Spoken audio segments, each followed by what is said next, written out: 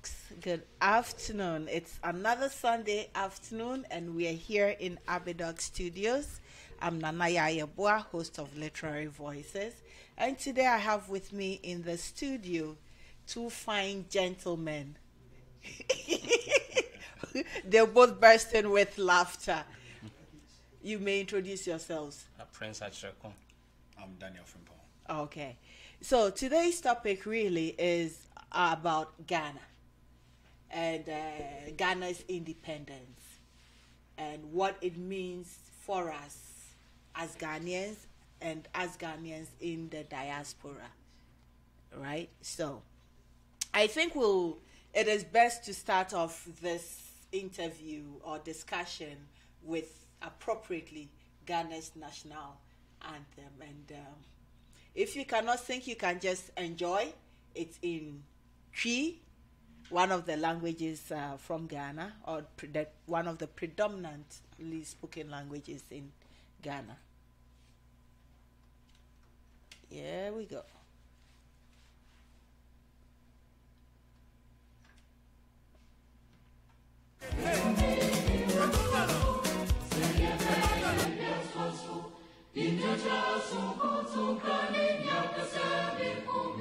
I think this is the shortest version.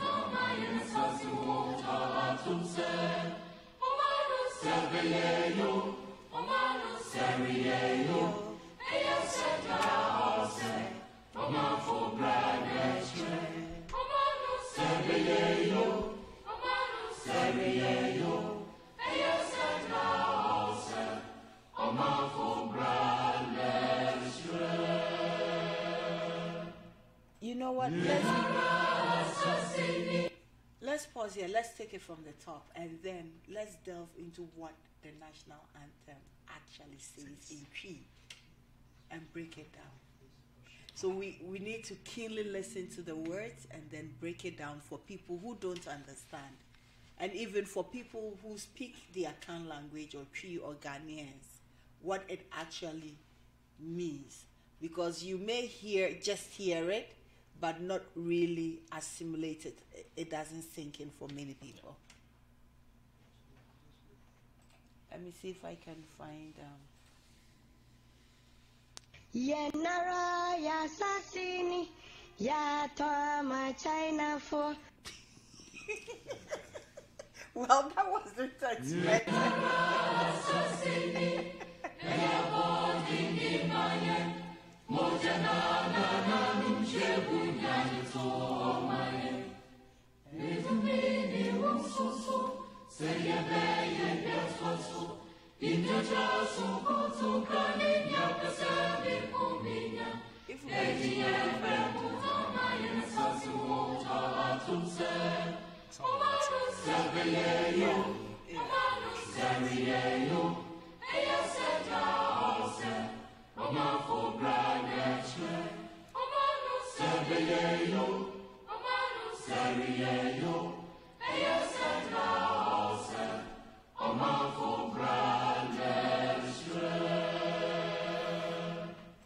So that's the national anthem, Henara Yasasini.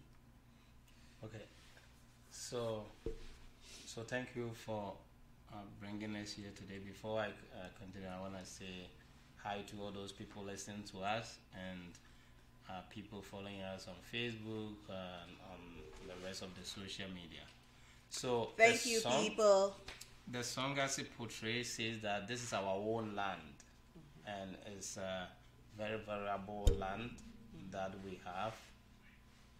Whether the land will go on to be a successful one or not depends on us. And we should not, or we should eschew tendencies that will derail the land from achieving its own dream. And it talks about greedy, it talks about corruption, it talks about being personal centered. Things like that is what this is all about. So I think if you are listening from anywhere in the world, whether in Ghana or here in Toronto, I think you have a big lesson to learn from the song. Yes. Because we need to take our land serious and work to get it to where we're supposed to get it to. And I think that is really, really well said. So the part that really speaks to me is the part where it says our forefathers used their blood Exactly. to get the land down for us. So it's Exactly. enough to you and I Yes. to progress or take it where it's supposed to be. Yes. That is the part that really speaks Yes. to me. Yeah. Yes. So Yes. yeah.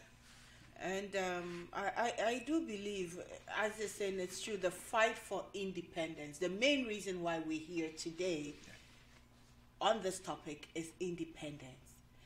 The fight for Ghanaian independence from British colonial rule.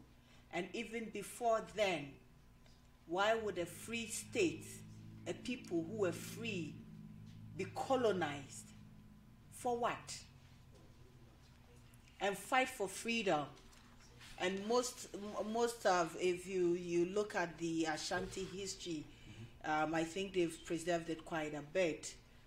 The leadership was attempted. It's like cut the head of the snake and destroy it, till the Ashantis hit Sikadri Kofi, just to preserve the core of the Ashanti nation.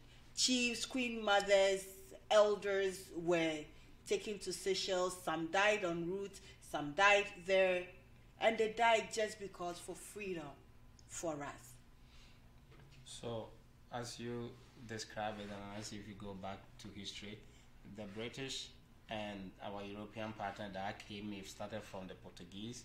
Yes. Later on, the whole land of Africa were divided into colonies, and then the Yes. Europeans shared among themselves. Yes, the Right. partitioning of Africa. But in doing so, they needed to put the authority. That means that the people that could resist them, and you give an example of taking the kings and the queen mothers and stuff like that to Seychelles and things like that. They wanted to dominate you, and to dominate somebody means that you have to try to do something that will make them less inferior. So the big guys in your midst were those that were taken at that time. But I think with all those struggle, people then realized with time that, okay, this is the time that we have to fight for our independence.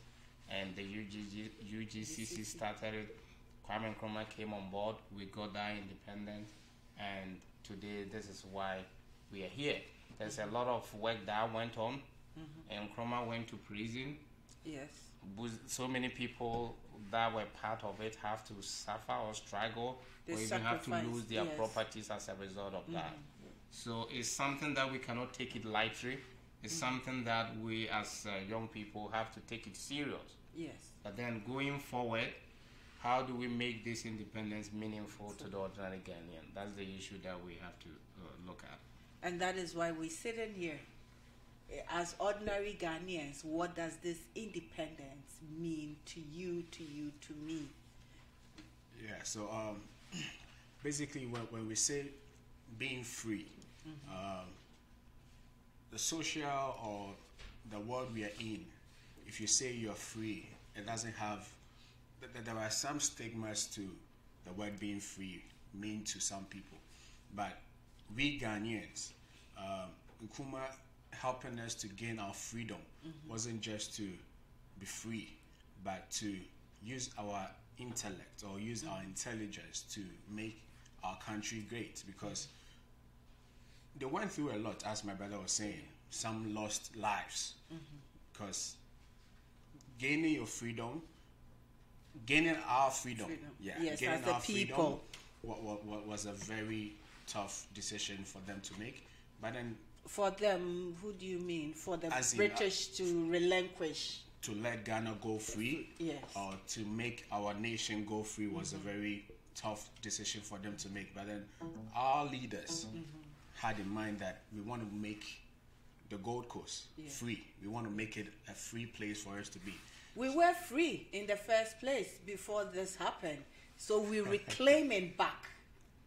Yeah, we were free. Yeah, that's true. That's true. We were free. Yeah. Because remember, the Ashanti Empire was way there before the Akwemu empires, the different empires, the Dahomey Empire that bordered parts of Ghana, were always there before the advent of the Portuguese coming to the shores of our shores, right? So I think that, yeah, in addition to what Daniel said, yes, what happened is that, you see, when they came and they colonized you, the same petition you used to have were no more there. They re-petitioned the whole place.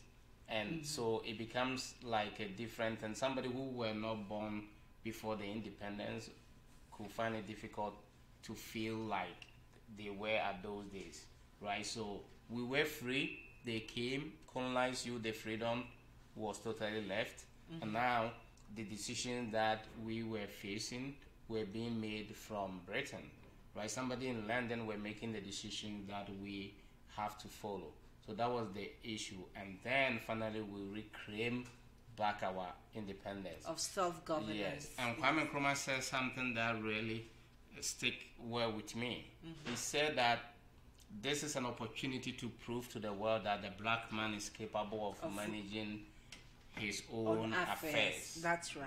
And he said that day that today Ghana is free forever. Right. And then he went on to say that that freedom that we have got as Ghanaians is not enough unless we link to the total liberation of the African continent. Yes. Today, as I look at the European Union and look at what they are doing, and look at what Nkrumah was proposing at that time, I could see clearly that I don't know whether the Europeans copied directly from Nkrumah, or it was Nkrumah probably. But I can see from that time Nkrumah was a man ahead of his exactly. time. Yeah, it was directly copied from what Nkrumah said. What they are doing, they're doing integration, they're making sure that one currency and everything. It's almost the same thing he was talking about that time. Yes. So when I look back, I could see that really he did a great job. And also the people that helped him at that time, they did a great job. So if he said that the black man were capable of managing his or her own affair at that time, what does that mean to us today? Yes. So that is the whole thing that I look back, I realize that probably we haven't done well as we're supposed to do, because as we were talking before coming to the studio, we are 62. Yeah. And if we were to work in Ghana, we would have been on pension. Yeah. But this pension means that we will be in a bad pension because we haven't been able to save enough to go into that pension. So we can go into that pension anyway. So going forward, what do we have to do, and what does this mean to us? We have to reclaim back what the song said, saying that we have to stop the greediness, we have to have a vision, and we have to know why we are here. Yes. So, how do we call it? When I sent out the questions for discussion,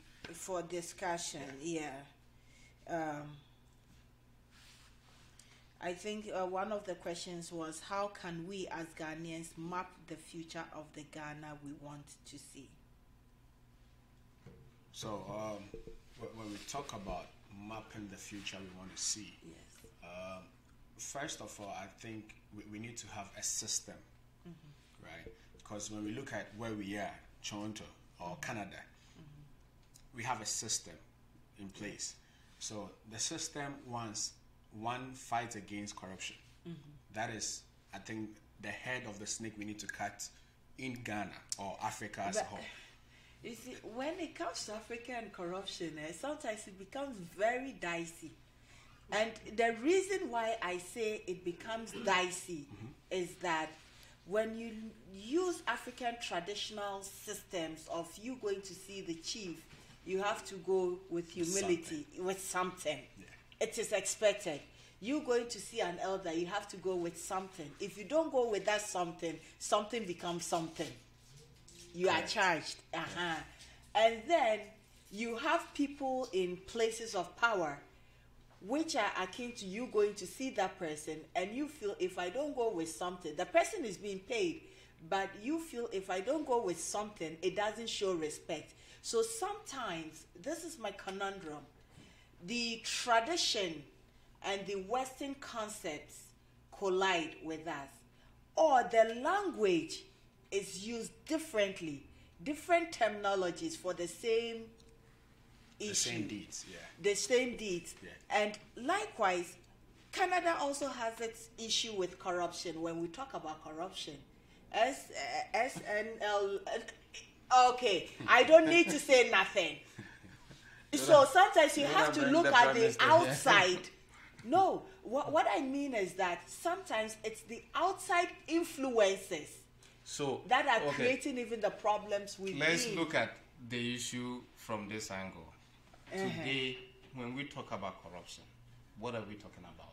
Because you set an example that going to visit the chief. Those are traditions that we follow, right? Can we separate them? No, it doesn't mean that when you were given a position as a president or as a minister, it doesn't mean that sit there and collect kickbacks. Oh, that's the and say that oh, it's our culture. So for me personally, from where I'm coming from and the type of work that I do, I look at processes and I look at them and modify them. What is the process today? How can this process be improved? Yes. You got to understand the current state. And the current state is your situation. Okay, you're talking about corruptions for so many years in Ghana, and things like, okay, the question is, what is the process that person follows to commit that corrupt activity? Corrupt act. Yes. If we know that process, then we can find means to either take the process away or replace it with something that works. To me personally, looking at it, I think that we just don't want to do it. Yeah. Because nobody just went into that government coffers and took the money into his pocket. He followed some processes to do that. Yeah. Don't we know that process? Yeah. Don't we also know that we can modify it? We cannot continue. You see, let me give you an example. The economy that you see today is not the same economy that were 10 years ago. So we cannot continue to say that what happened in 10 years ago is normal to be happening today. No, not. Ghana must get it right. Okay, when you go to Ghana, you have so many ministries, right? So many ministries, and then in those ministries, you have a minister. That minister is in charge of building.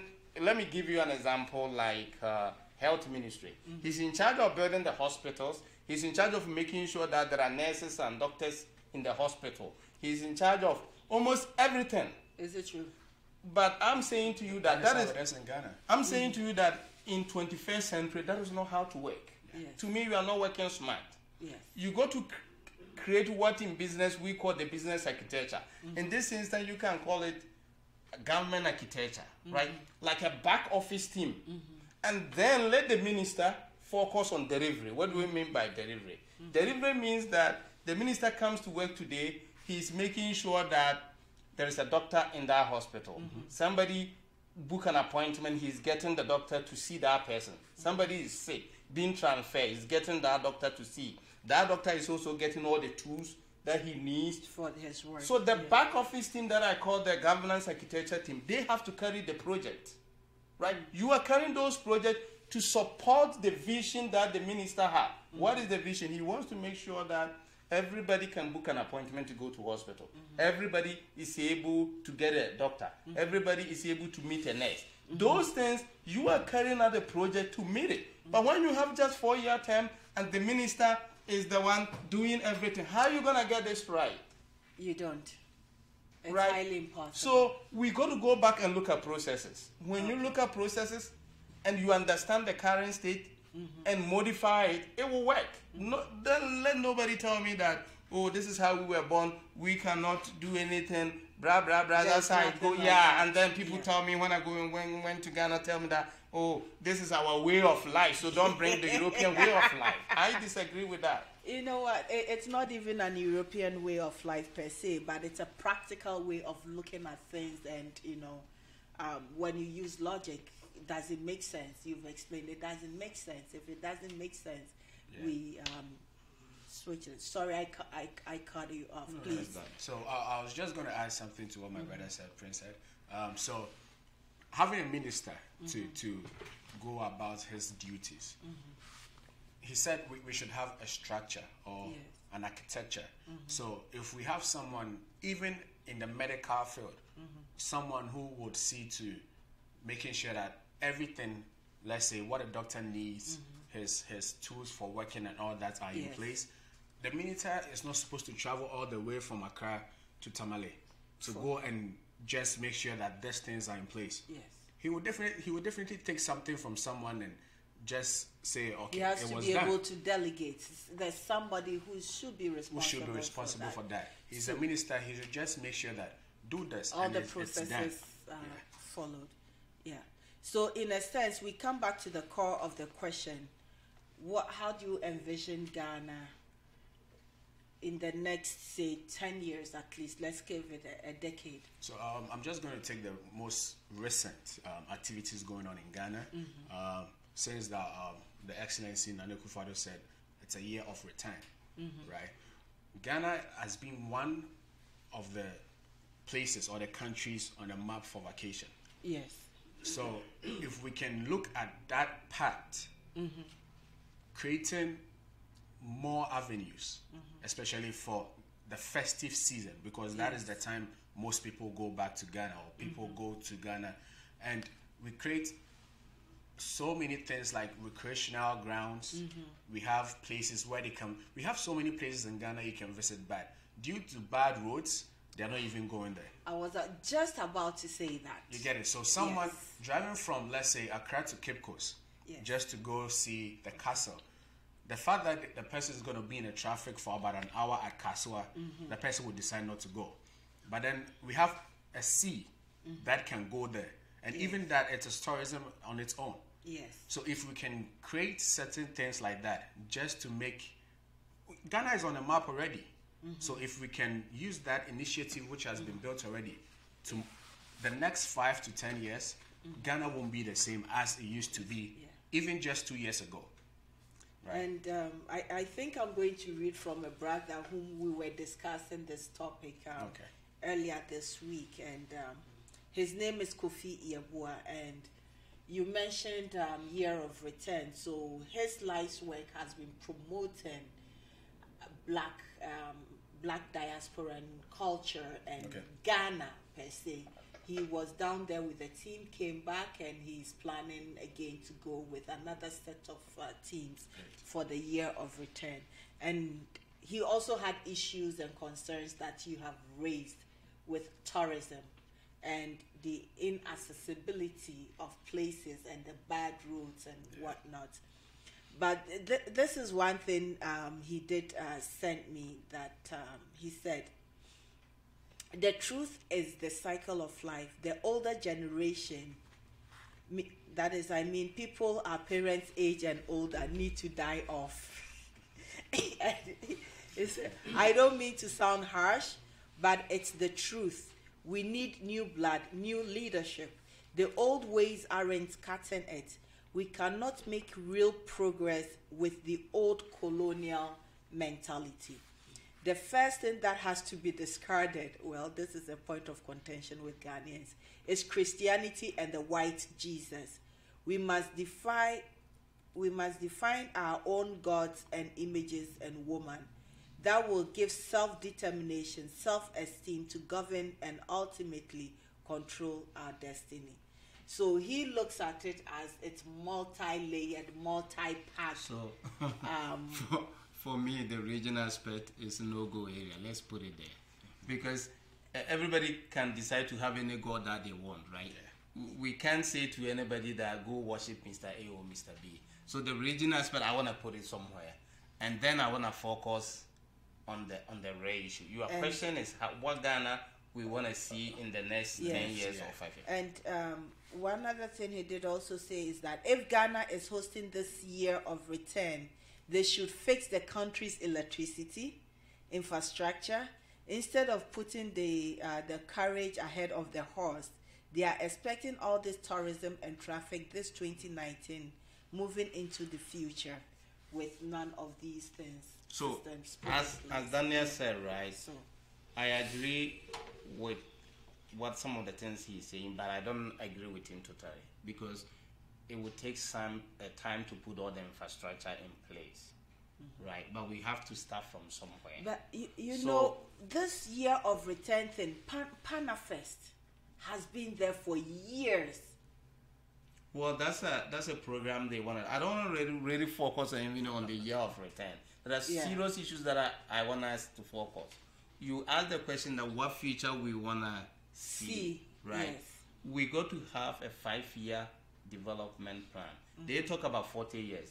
To me, 40 years is good, but within that 40 years, you have to always have your 5-year.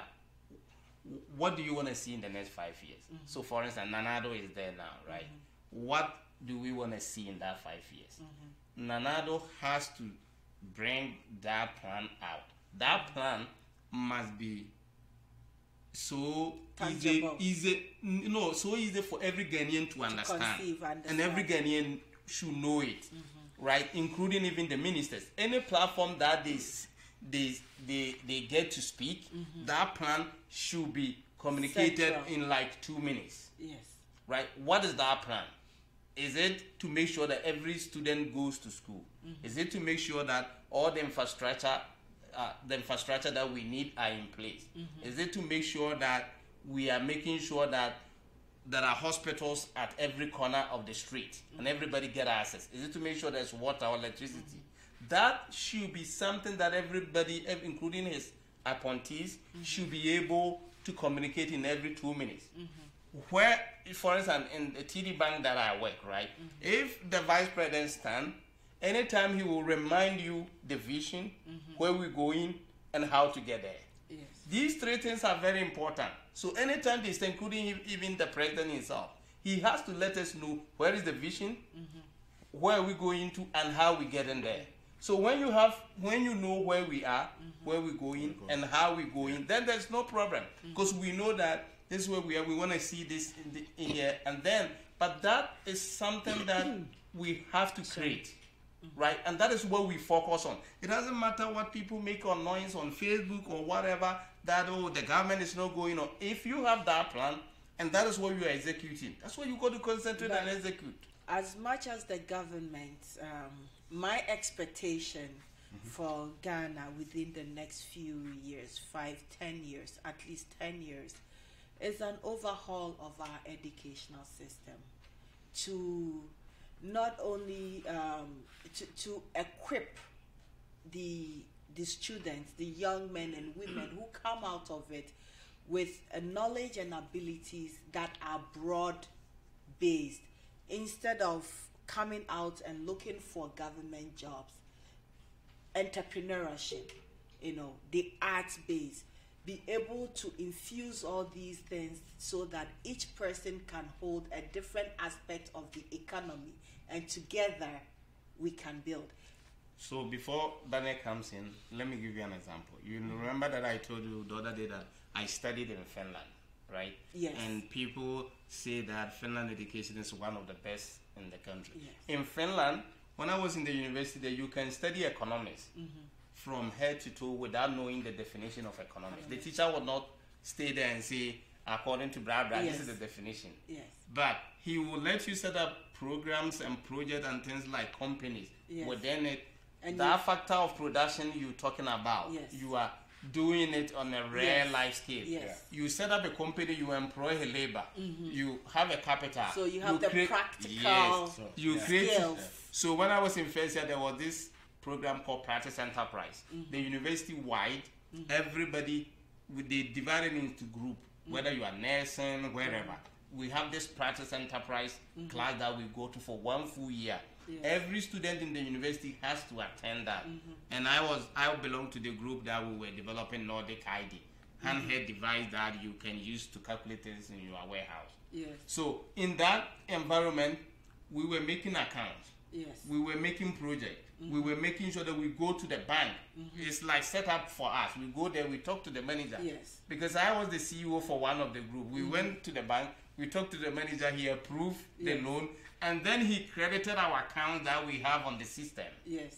Right? So by the time that we finished that first year, every student, including the nursing student, everyone knows how to set up a company. Business. Yes. So that Very is important. basic entrepreneurship. Yes. So those soft skills, however that it may be, you can apply it and take it everywhere. Yeah. Yes, Yeah. perfect. So as Prince said, I think that is one thing we should, as you were saying too, that is one thing we should try to implement in Ghana, because the Ghana system about education is just book. And even with the exams, it's kind of a chew and a pour. Because Poor, even pass, with a practical aspect, I did IT, with a practical, even in a whole semester, you will never even open a computer. You'll never open a system you need to see what is on it. That is the kind of education we have in Ghana. But coming to Canada, schooling. Hold on. Yeah. So, you did not come from... I'm trying to make a point. If you did not go to village school and you had this issue... It's everywhere, trust me. So if you being in, to say, the private school or the school which is good, and you are not having all this, what about someone who was in a rural area? You get it? So if, as Prince was saying, they were supposed to go out there, make it. So even before you study your whole course, you know how to start something for yourself. Yes. As I was saying, doing the IT, we never open a computer to see what was in it. But then at the end of the day, you need to pass your exams. You don't have any practical skill. You don't even have any idea about what it looks like. Science, they will be asked to draw a cockroach. You draw a cockroach without even seeing one of it. That is the kind of education we have back home. You get it?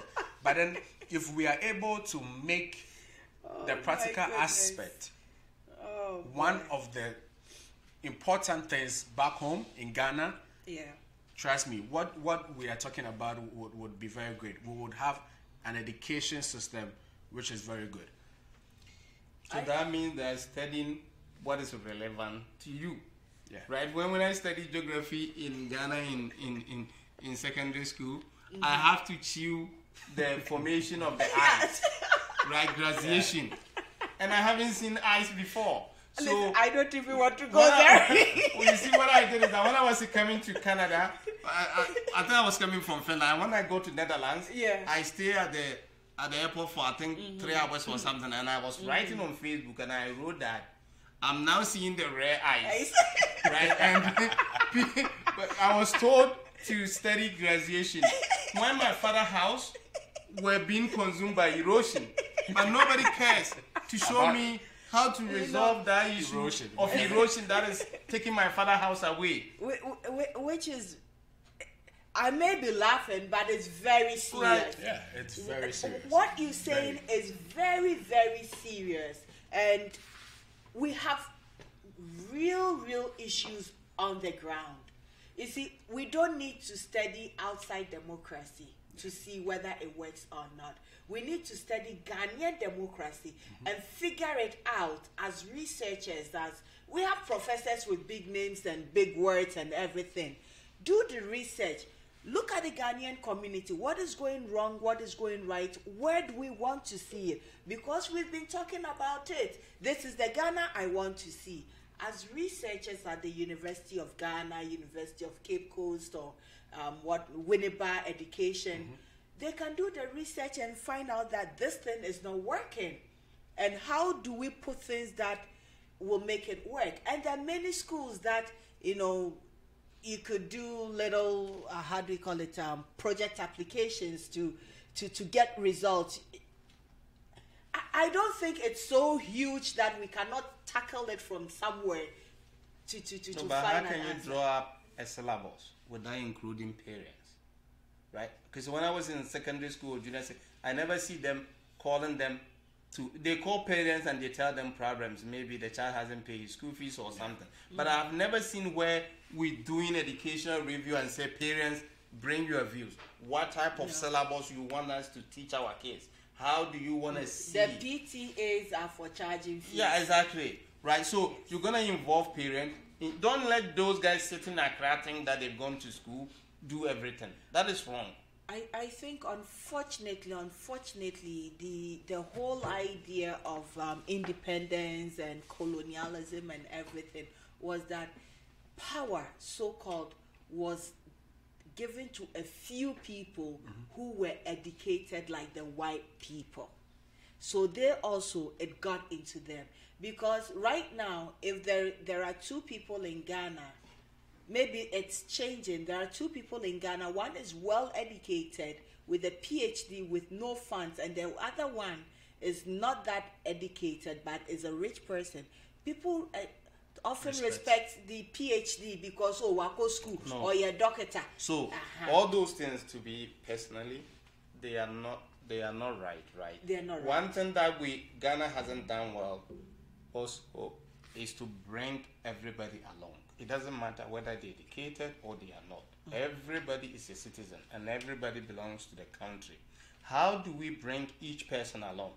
The 5-year plan we talk about, the 10-year plan we talk about, how do you make sure that person understands and he or she is contributing their quota? Yes. You talk about entrepreneur, go to Ghana, check most of the people who own the stores. You will see the people that you think that they were not educated.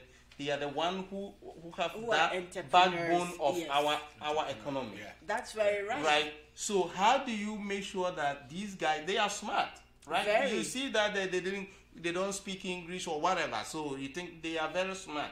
Because if they were able to set up a company that today they can employ a graduate, then that means that graduate has to take his file, go to this man, then that means that person is sensible than the graduate. Right? So going forward, we got to build a country that brings everybody along. I see that sometimes I'm on so many platforms that I see some people saying that, I have a degree, I have a master's degree, and then they didn't give me this or that. I laugh. And so right? Because the whole thing is not about the degree. The whole thing is about what you can do. Yeah. I know a man graduated from university in 1979. In 2004, when he was about to die, he could go and borrow like 40 cedis those days. Not even the Ghana 40 cedis now. the old 400. Yes. 400. Right? And he can't even pay. Back. So I look at that man at that time when I was in Ghana, I'm like, what education did this man go? Because 1979, so many people were not even educated. This man could have been successful. But looking back in 2004, the way I saw him, I'm like, okay, this one, there was nothing he got from the education. So education is not the only thing. Everybody can do something. It's just that the government has to have a policy and bring everybody along. And in addition to that, in Ghana, government employ other people, right? Employ people. Then use our own money to rent houses and stuff like that for them. Okay, I have a simple question. If Daniel is sitting here, I have given him a job, and I have another son who doesn't have a job.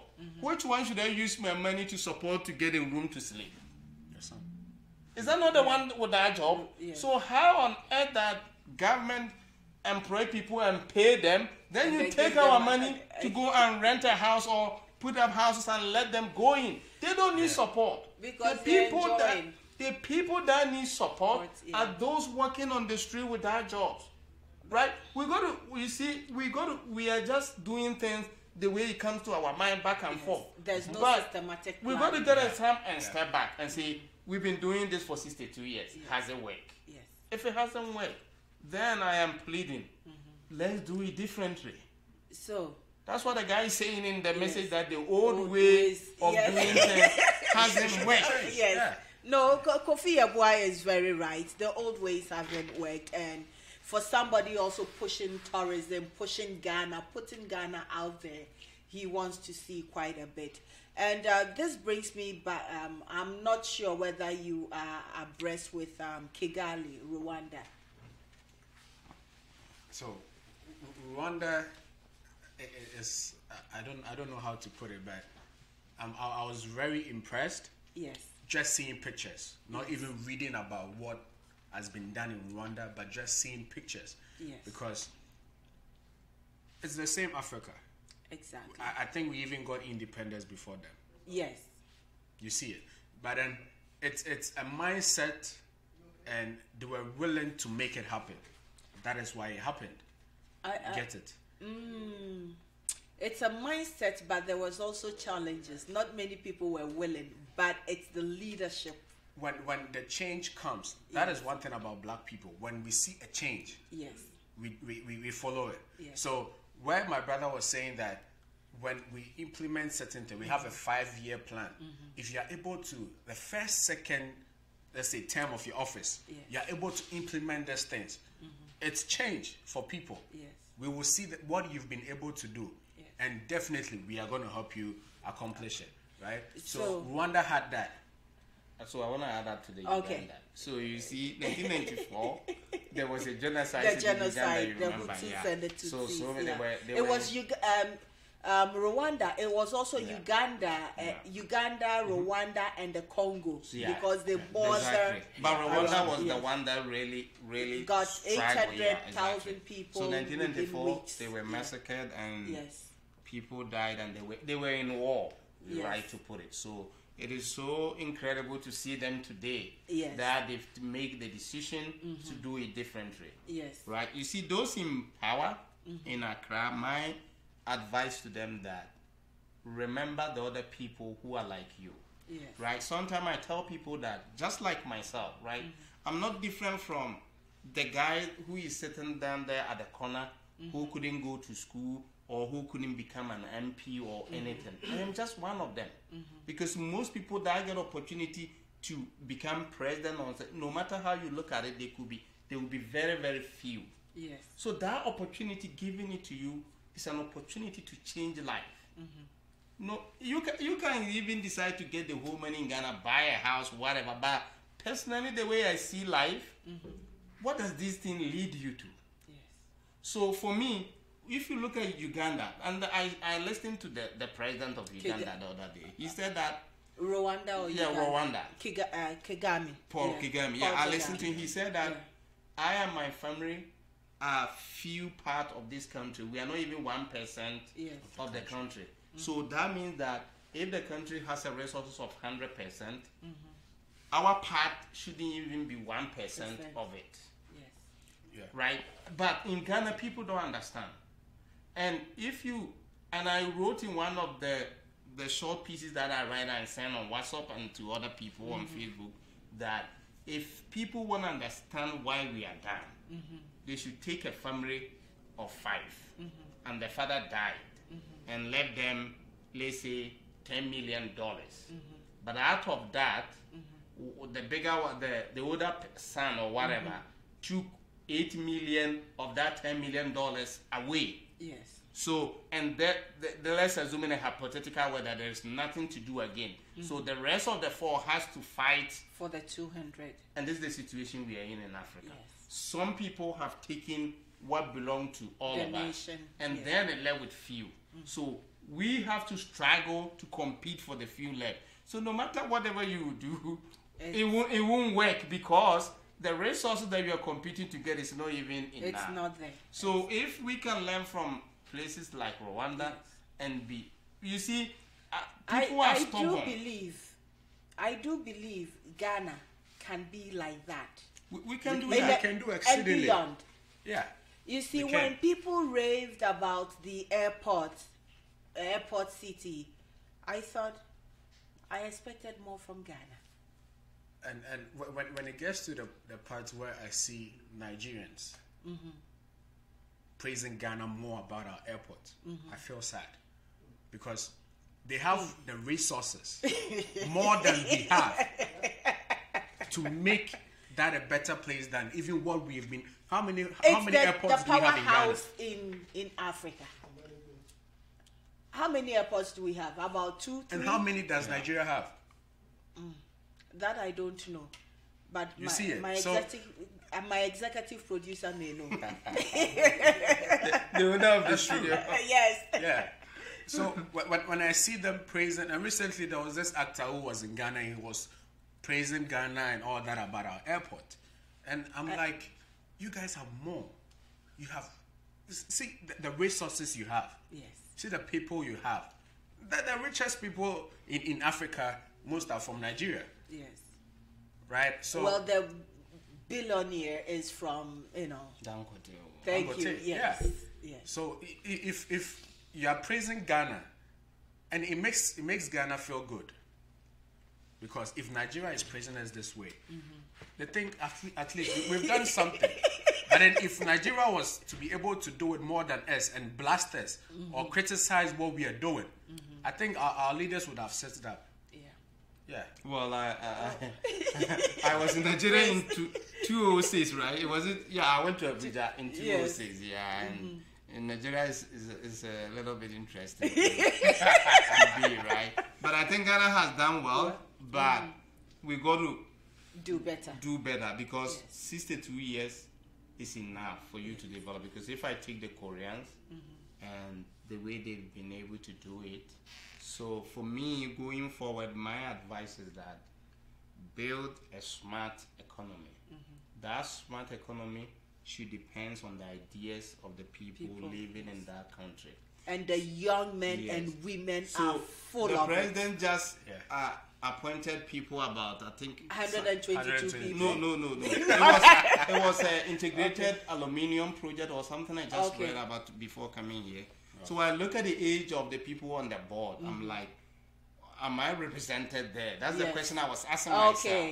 Because I look at the age, they were all more than 40 years. So I'm like, okay, when are we going to see that the youth can also contribute? That is one thing. So that is one thing about... To finish it up, I'm saying that because we have youth entrepreneurship and something, NEP or whatever.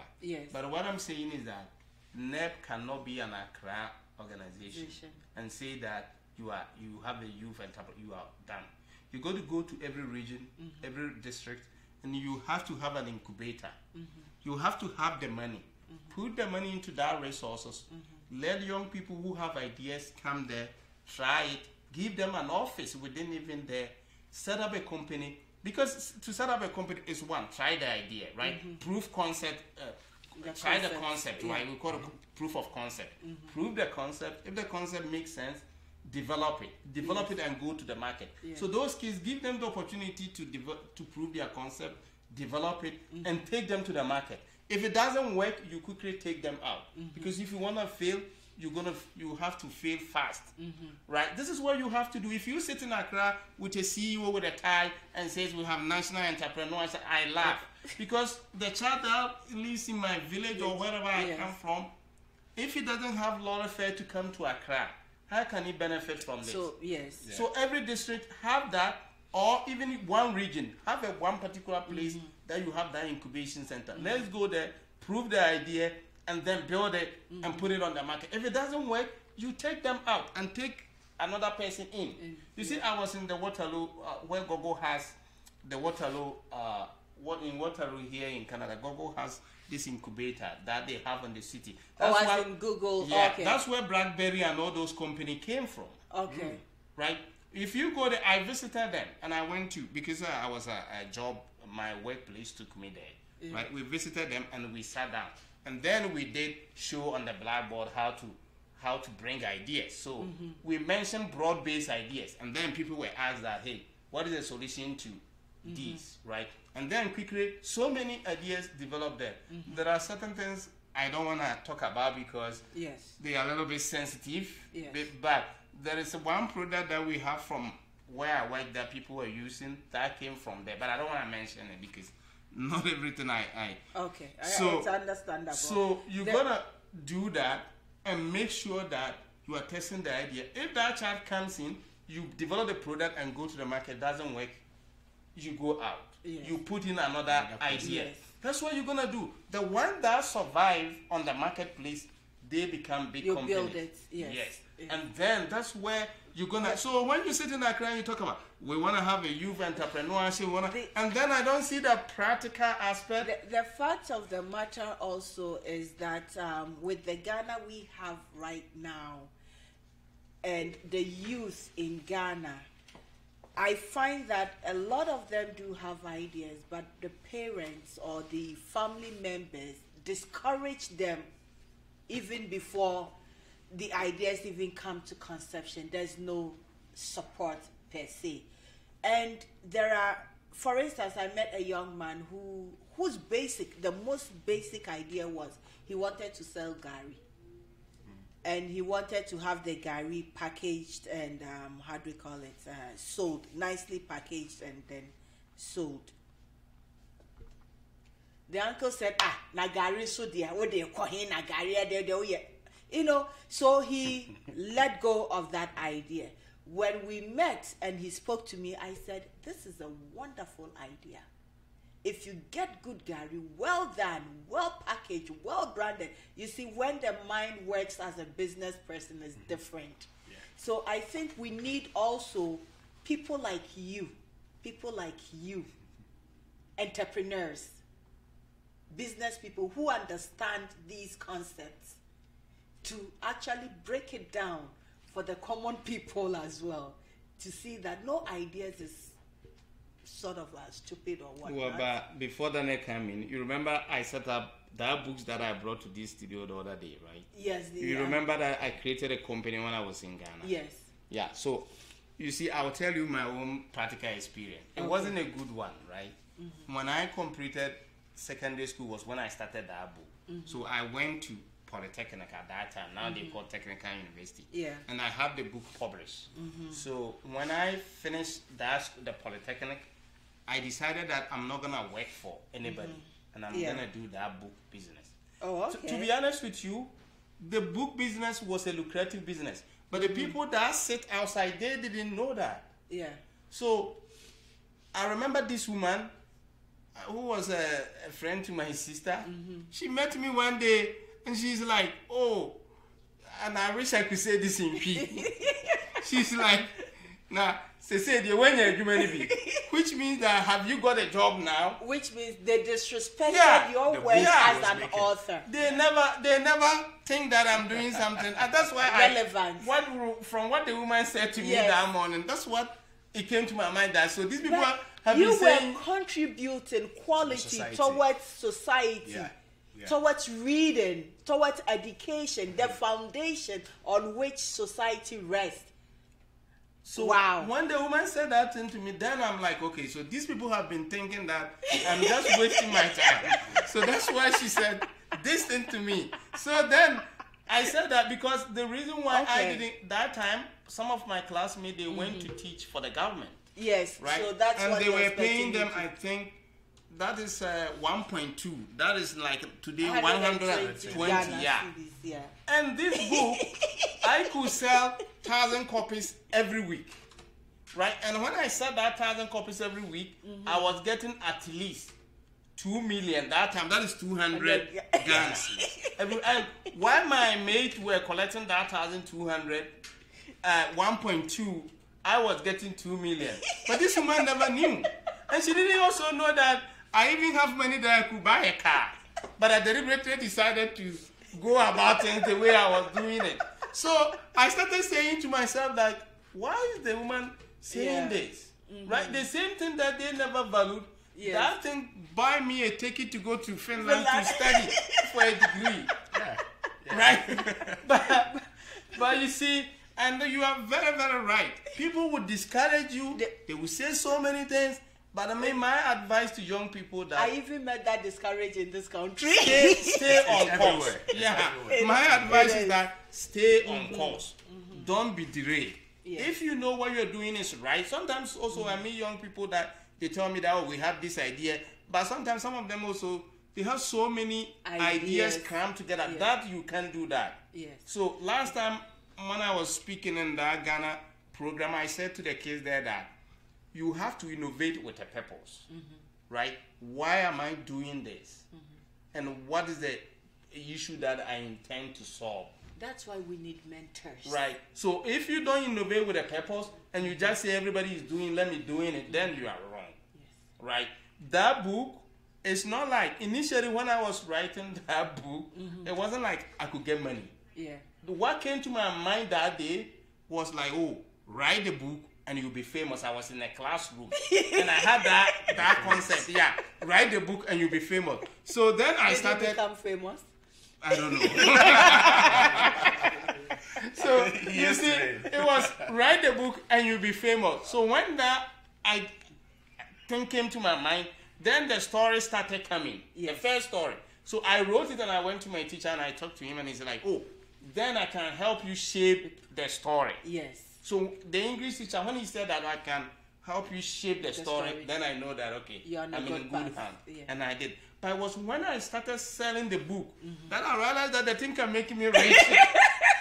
Right? Initially, I didn't know. Okay. But these people sitting home, they think like this guy is just wasting his time. Right? So that I agree with you. Parents have to be support. We have to, because not all of us can be employed by the government. That's right? true. So, That's true. That's very true.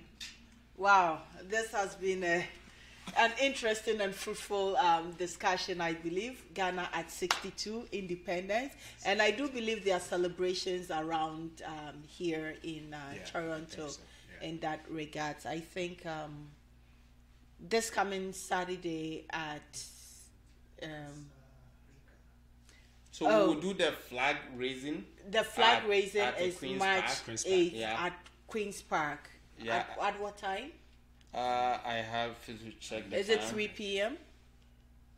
I have to make sure that I'm sending out the good information. So there's a flag raising here in Toronto, which It will be happens done at every Queen's Park. year at Queen's Park, March 8th. The date I know, the time I'm not too sure of. And then there's a community program honoring Ghana's independence, culture, amongst other things, at Apostles Continuation Church from 5 to 9 p.m. 6 to 11. 6 to 11 p.m. And then Akwaba, Ghana, there is also on Saturday, March 9th, the same Saturday, March 9th, there is Akwaba, Ghana as well. And that is taking place at Costa Rica.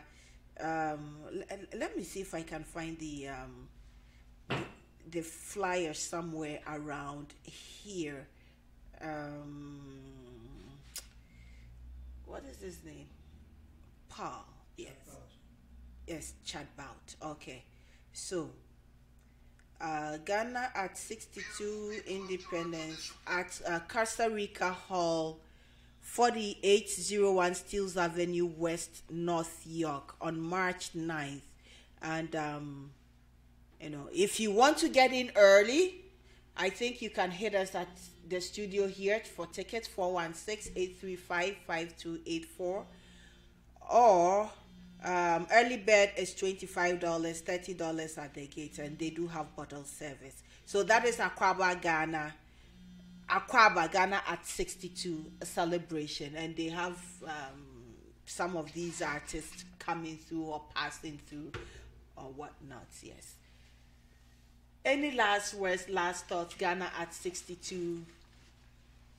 You're young, me not so young, but pretending to be young. I'll just say that with how Ghana is, it's like only the old people or the elderly are in power, or they have the good officers and all that. Yes. But I think we can break that cycle, especially with the youth, right? Because even we have just few ministers who are below the age of, let's say, 40, yes. right? But then we can take those officers and make the change and make them realize that it's not only the old or the older ones that can implement change and make Ghana great. Yeah. We the youth can also, we can do it better than how they're doing it. Yeah. So, and I do believe we need a vision. We do. Leaders with visions. And so for me, as you said, I think we can do it, and we are already doing it, but we got to up our game and do it a little bit different. It seems to me the president of the day has a vision, because he has said that he wants to have a Ghana beyond aid. What that means is that Ghana that do not continue to rely on aid before can make decisions. So if you want a Ghana that do not make, then that means that for me, you have to make sure that we benefit from our own resources. yes. So my last advice to leaders in Ghana is that when you go into that table to sign contract or whatever with people from outside, open your eyes. Use Sign your head. a contract that the Ghanaian people Benefits can Ghana. get a benefit from. for instance, the oil, right? I'm told that recent contract they signed was 2080. Okay, so many countries have lived without oil for so many years, and they are still surviving. Even in Ghana, Yes, we live without the oil. yes. So then, if we're gonna mine an oil today that we're gonna give it 2080, the white man, I'll have to be categorical here. The white man takes 80, For 60. 80, Yes. and then the black man takes 20. 20. So if you're I gonna, thought it was in the year 2018. Not, if you, They take 80%. if you, They're bringing their resources no, so to who mine it. are the people who sat so hang there on. If you gonna do this type of contract, then to me it makes sure it is better that you let the oil stay where it is. Yes. Right? Don't be fooled by that. We will pay you tax. We will do you this. To me, it doesn't make sense. Let the oil stay there. Even if you don't know how to mine today, who knows? Juniors may be born. Who knows Exactly. how to mine that? They are there. So- They are already there. So There these are very critical things that are very dear to my heart. I told Ghanaians on social media platform that don't sign EPA, Economic Partnership Agreement with European Union. What does this mean? What the EPA means is that I think Ghana, they said that, okay, Ghana, you can bring 100% to EU, your goods, and then EU can bring, I think 89 or something to Ghana. But EU is 27 industrialized country. Yeah. So what are we getting from them, and what are they getting from what us? they are saying is that we give you 100%, whatever you produce, you can bring to Europe, and we can bring, I think, 90% or 89% to you.